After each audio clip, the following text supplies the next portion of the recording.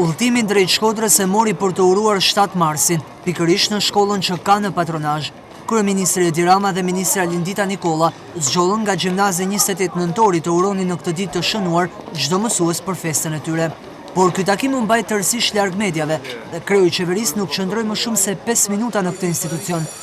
Më pasaj në dalje sërish nuk preferoi të flasë për mediat apo të bëjë një urim publik, por së bashku me Ministre Nikolla dhe prefektin Paulin Radovani preferoi të konsumoj një kafe në mjediset e Grand Hotel Europa, ku u pritën nga deputeti Agron Qela.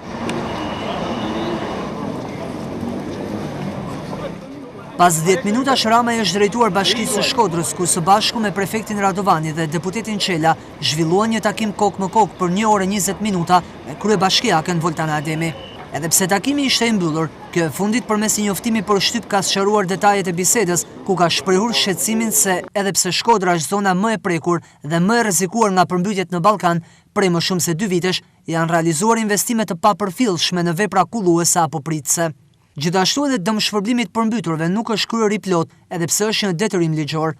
Mësohet gjithashtu se kryebashkiakja i ka bërë me dije kreut të qeverisë nga ndarja e fondeve për këtë vit, qyteti i Shkodrës është diskriminuar duke marrë vetëm 2% të fondit total të investimeve për ujitje dhe kullim, duke shtuar se zonat e tjera kanë marrë mbi 8%, ndërsa Vlora pjesën më të madhe prej 18%. Kemi aplikuar në fondet IADSA të konvertimit të borxhit të qeverisë italiane dhe përfaqësuesi i qeverisë shqiptare në mënyrë të pashëmbull insiston në kundërshtim me kriteret e vet përcaktuara për të skualifikuar projektin e Bashkisë Shkodër me arsye fiktive, jo ligjore dhe diskriminuese.